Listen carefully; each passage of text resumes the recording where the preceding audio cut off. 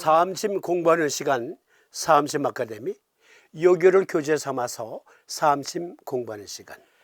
오늘 토론 주제는 요결에 나타나 있는 사암사의 폐전격증 임상 경험례를 통해서 사암심법을 입체적으로 실용적으로 공부하고자 합니다. 지난 토요 콘텐츠에서는 각각의 요통에 적용할 수 있는 요법들, 폐전격, 방광전격, 신전격, 그리고 대장전격 진단 키워드를 소개해드렸어요. 폐전격, 척추 기립근이 약하다, 근육도 약하다, 그리고 호흡기 질환이 있으면 더욱더 정증이다 라고 말씀드렸죠. 한 부인이 제9 요추가 구부러지고 일어나면 전후음이 당기고 아프며 양쪽 환도 이하 오금 위가 자통불이 나며 구배가 되어 장국노현한지라. 폐전격을 쓴 결과 재통이 진지하고 추곡이 반쯤 펴졌더니 측근자의 저회지만으로 수두를 미진한 까닭에 쾌혈을 보지 못했으니 가석한 일이로다. 한 남자가 나이 20에 구배를 화내기 시작하여 나이를 따라 더욱 심한지라. 폐전격을 썼더니 1도에 반쯤 펴지고 앙화하면 등에서 우두두두둑 절골성이 나더라. 한 남자가 근 60에 구배를 화나여 입맛이 쓰고 먹지를 못하며 흉중이 찢어지는 것 같고 똑바로 서면 신장이 평일의 반에 불과한지라. 태백태연을 보하고 소부 어지를 사하였더니 3도의 행보가 소이할 뿐이어서 다시 6, 7도에 쾌전하였다. 그리고 제34장 위증문의 임상경험례, 이게 참 드라마틱합니다.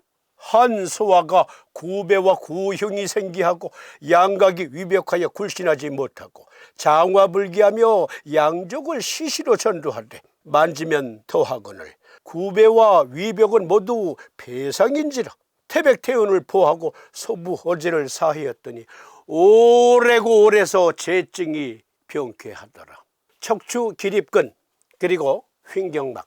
척추 기립근이 약하다, 호흡기 질환이 있다, 호흡기가 약하다, 폐전격을 적용해서 치료할 요통에는 이러한 증을 관찰하라 했습니다. 그러면 사암사의 요통에 대한 이러한 폐전격증 임상례들, 과연 의과학적인 근거는 어떠할까요?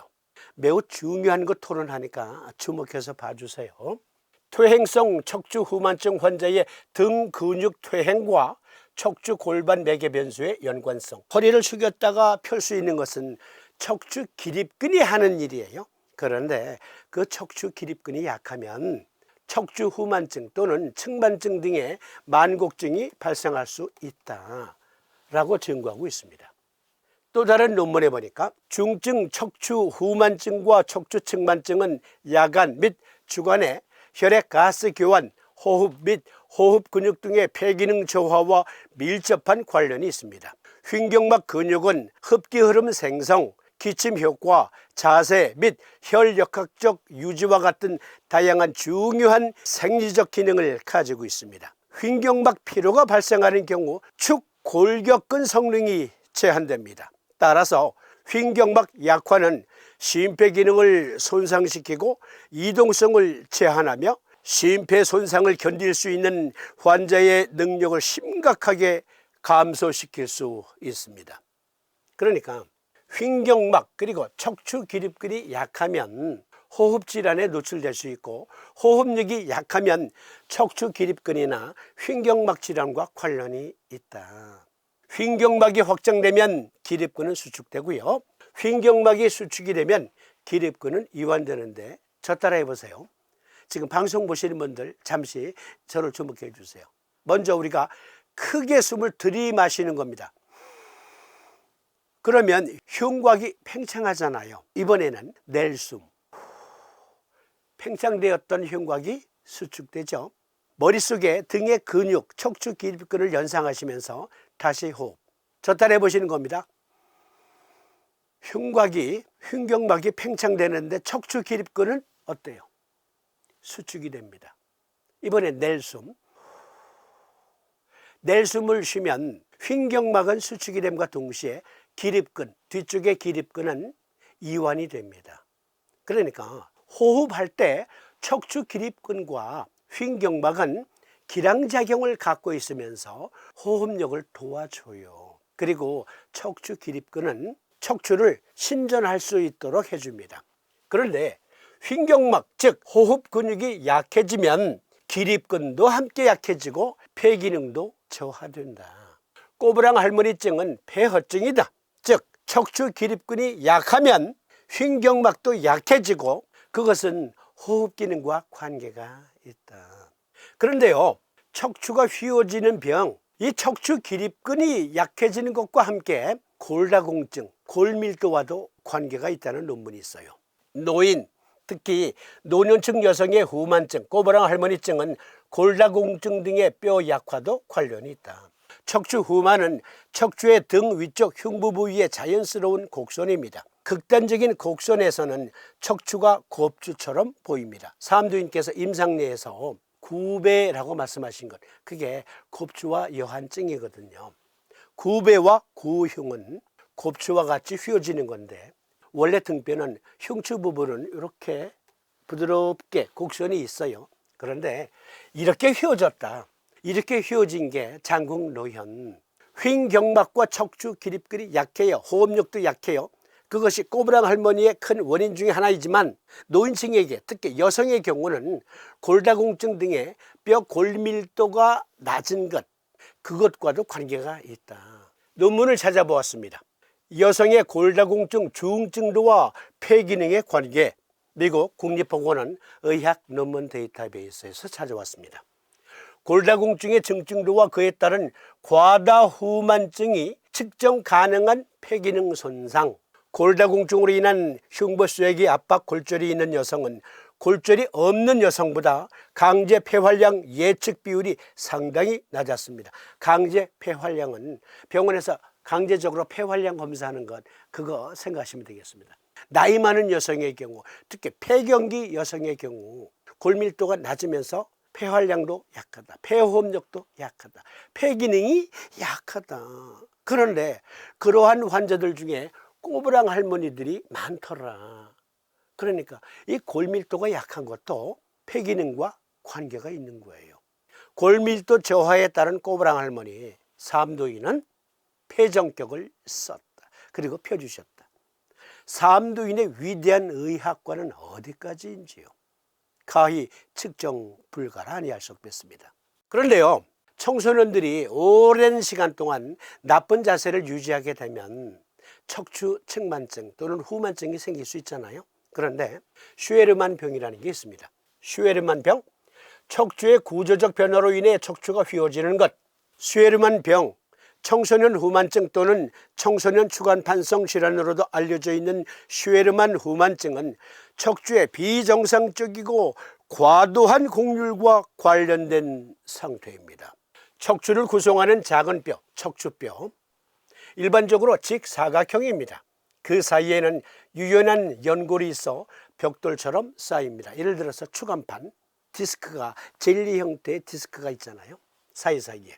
그런데 유소아에게 슈에르만 병이 있는 경우 등 일부 척추뼈의 앞쪽 가장자리가 뒤쪽 가장자리보다 느리게 자랍니다.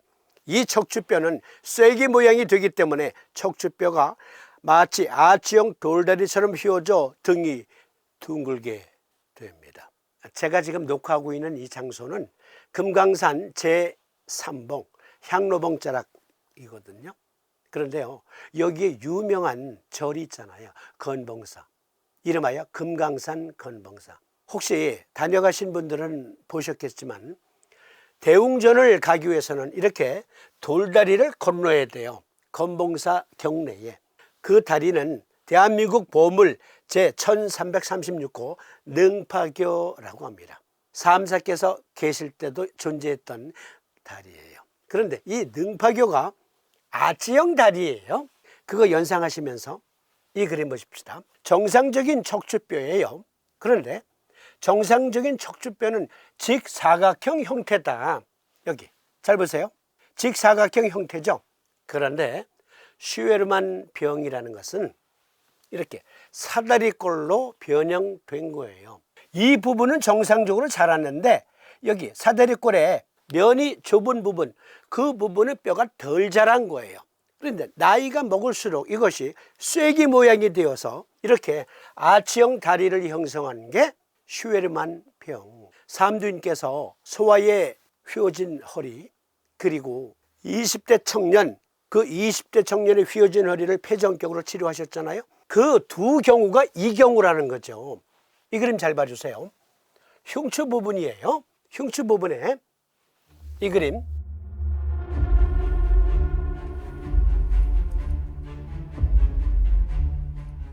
대강 그려본 거예요. 면을 맞춘 건 아닙니다.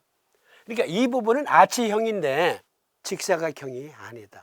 능파교처럼 쐐기 모양으로 이렇게 맞물리게 되니까 이렇게 휘어지는 거죠. 이게 슈에르만 병. 이 경우에는요, 물리치료와 아주 심각한 경우에는 척추 융합 수술이라는 걸 합니다. 어릴 때 아이가 등이 자꾸 굽어져요. 그러면 등에 견인복을 입혀서 척추를 강제적으로 펴주는 거예요. 그리고 물리치료를 시행합니다. 아주 심각한 경우에는 이와 같이 임플란트, 직각으로 봉을 삽입해요. 그래서 강제적으로 펴주는 거예요. 이걸 척추 융합 수술이라고 하는데, 의사들은 왜 일부 아이들이 이 병에 걸리는지 정확히 알지 못하지만 슈에르만 후만증은 가족력이 있습니다. 이러한 징후는 일반적으로 사춘기의 급격한 성장 중이나 이후에 처음 나타납니다. 대부분의 어린이는 진단 당시 12세에서 15세 사이에 슈에르만 병이구나 이거 진단했는데요. 그러니까 삼두인께서 10세 안짝의 소아가 슈에르만 병과 유사한 증으로 점점 곱추화되어 가고 있는 것, 폐전격으로 치료해 주셨다. 의과학적인 근거, 슈에르만 병, 척추 기형이 있는 어린이와 청소년의 폐기능 저하에 대한 적응, 심한 척추 측만증은 성장기 환자의 호흡 기능에 영향을 미치고 심폐합병증을 유발하며 심각한 질병을 초래할 수 있다. 즉, 심폐 기능이 약하면 슈에르만 병이 생길 수도 있고, 슈에르만 병이 있으면 심폐 기능도 합병증으로 약해질 수 있어요. 그런데 폐 기능이 약한 환자에게서 슈에르만 병이 많이 발견되더라. 흉추의 이동성 및 후만증과 관련된 폐 기능이라는 논문에서는 슈에르만 병은, 즉 척추 후만증은 폐 기능과 관계가 있다. 폐 기능이 약하면 그 병에 노출될 수도 있다. 일부 연구에서 더 심각한 호흡장애가 슈에르만 후만증과 관련되어 있음을 밝히고 있다. 수많은 논문들을 비교 분석한 그러한 논문이거든요.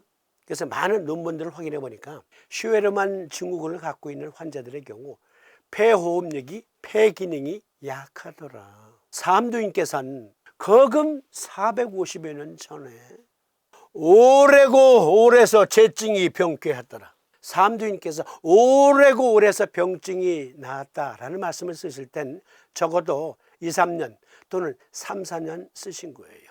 그런데 이 어린이의 경우는요, 2, 3년, 3, 4년 길지 않습니다. 평생을 이렇게 살아야 되는 어린이를 2, 3년 또는 3, 4년 동안 폐전격을 꾸준히 적용해서 펴질 수 있다면 그건 기적과 같은 일이라 아니할 수 없습니다. 폐전격은 태백태원의 N극, 소부오제 S극, 3파의 1대, 한 개에 15원, 양쪽에 다 붙이면 얼마? 120원. 하루에 120원. 한 번 쓴 건 버려야 돼요. 어린이들의 살갗은 피부는 연하기 때문에 한 번 붙인 거는 버려야 돼요. 왜? 땀으로 녹슬면 피부 발진이 생길 수 있으니까.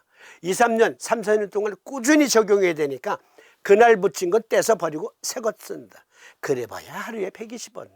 다시 읽어드립니다. 한 소아가 구배와 구형이 생기하고 양각이 위벽하여 굴신하지 못하고 장화불기하며 양족을 시시로 전도하되 만지면 더하거늘 구배와 위벽은 모두 폐상인지라. 태백태연을 보하고 소부와 오제를 사하였더니 오래고 오래서 병쾌하더라. 그런데 이 증은 척추 기립근도 약하고 근육도 약하고 그리고 골밀도도 어린아이지만 약한 거예요. 그런데 뼈가 자란 게 기형적으로 자라는 슈에르만 병 증세가 있었던 겁니다. 슈에르만 병은 유전적인 게 가장 뚜렷이 밝혀지는 원인 중에 하나지만 알고 보니 폐기능 저하로도 발생할 수 있다. 그러니까 폐전격 쓰세요. 그러면 다음 시간에는 이 두 건의 임상 경험례를 함께 살펴볼 텐데요. 임상례 읽어드리죠. 한 남자가 나이 20에 코가 막힌 지가 이미 10여 년인데 듣건대 홍역 후에 촉풍으로 해서 작한 것이라 하므로 폐정격을 썼더니 1도에 낫더라. 여기 1도에 낫더라라는 얘기는 10여 년 이상 된 축농증이 한꺼번에 치료됐다. 즉 병이 없었던 때로 돌아갔다라는 말이 아니고 늘 코가 막혔는데 코가 일단 뻥 뚫렸다 이 말이에요. 그리고 완쾌되기까지는 역시 오래고 오래 치료하셨을 겁니다. 31장 산기문에게 아이고 이건 정말 희한한 임상 경험이에요. 한 남자가 나이 20에 우변 음낭이 편추하여 크기가 주먹 같고 혹 원행을 하면 원행 오래 걸으면 장부가 당기고 아프다 하거늘 태백태어를 보하고 소부 오지를 사하였더니 수두에 유효하더라. 음낭 편추는 퇴산으로 치하여야 하고 우협통은 폐후가 있으므로 폐정격을 쓴 것이다. 아니 외짝불알 이렇게 외짝불알이 된 걸 폐정격으로 치료해 주셨어요. 의과학적인 근거 이것은 다음 시간에